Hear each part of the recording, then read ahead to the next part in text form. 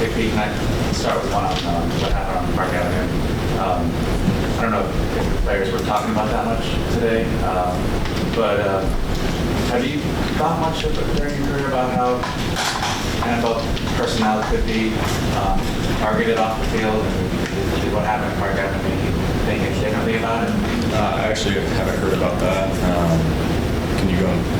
Okay, so yeah, there was a shooting at the building where NFL headquarters are, and he had the shooter killed 4 people, but he had a note. He didn't get to NFL headquarters, but he had a note in his pocket saying that he had CTE and something about the NFL. Sorry we're talking about that first, but yeah. Anyway, had you thought much even prior to hearing that about security just being kind of a celebrity in the NFL and stuff and so forth? Yeah, I think that all of us players, coaches, staff even, we're all placed on this pedestal, and we just have to be on top of our game at all times. I think that instance, that's awful. I do trust the security of the NFL, and I'm fully comfortable being into the system. I think that is awful, and I think all the players could agree with me on that, and all the coaches, all the staff. But I'm kind of shocked about that. I just hearing about that, so I'm struggling to come up with a response for it. Coming off that, just in terms of being back and getting everything going in terms of training camp and everything, just what's it been like being back at it? Yeah, it feels great. I think with the new system, new coaches, new faces, it's always good to have a fresh start. You're out here, and you get a chance, just like yesterday, to put on some pads. So we haven't felt that since a year ago. So it's always great, communicating with new coaches and players, building that unity, especially now in training camp. It's always a good feeling to go out there, execute, and just have fun doing it. What do you feel? Do you feel coming back to this? You've been here for a couple of years now. Do you feel coming back with the new approach, new regime, everything that's here? Do you feel like the vibe is a little different in any way? I would say so, yeah. And I would bring it back to the new faces, new scheme. Everybody's a little bit excited, and just throughout the energy of the building to go out there and play. We talk about the new schedule, new scheme. That fires up a player. Obviously what we've done in the past isn't the way. So any little change is necessary, and I think that fires up the players. How noticeable is it to have a guy like that in front of That dude's huge. He looks like there's 2 players. There's an extra D line up there. I'm excited for that. Our interior guys have been playing very well. I was talking to DeMario a few days ago, and I was like, man, this D-line play? I was like, I don't even know what my gap is sometimes. I'm just fitting on the ball because they're doing so well up front. But yeah, they're doing so well. To have a guy like that can play 2 gaps is really, really good for a defense. What do you think this game can do for your game? I think just like it can do for anybody's game. I think it frees you up in certain spots. I think there's different disguise elements that can help me and my versatility. But then again, I don't want to get into too much scheme and anything like that. I just think that it starts with trusting the coaches that they're going to put you in the right spot. And at the end of the day, whatever we're told to do, we got to go out and make plays on top of that. I know this isn't maybe the best comparison, but Philly obviously runs kind of a similar version of Angio Staley connection. Zach Bond went from here to that. You guys, can there be that big of a jump that Zach needed for you guys on the defense or your game specifically? I don't know if I'm reaching there. Right. Well, I think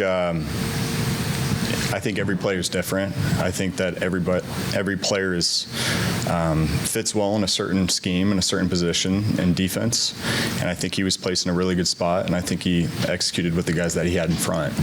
And I do see that with the system that we have here, that we're going to have guys in good positions to go out and execute based off of the way they play their game. You've seen Chase Young since college. What have you seen in year 2 here? I think that he's matured a lot as a player. I think he understands how important a piece he is on our defense. And I'd just like to go out and see him setting the edge from a 9 alignment and playing the game that he loves. Like I said, matured a lot. He's going to bring a lot of fire to this defense and a lot of presence around the quarterback. So we just got to keep him going, and just really excited what he's going to do. Can you expand what you mean by emotion or maturity? Like, is it emotional maturity? Is it maturity of understanding like what to do defensively? Like, what do you mean by that? I think more so understanding how big of a role he is in this defense, understanding his importance. We got to have him on his game, and he knows that. And I think he's seen that, and just his presence around the ball and his emotion within the defense is what we're really going to need. Chase spoke about how playing the wide nines frees up the defensive line and their pass rush, just being in that wider alignment.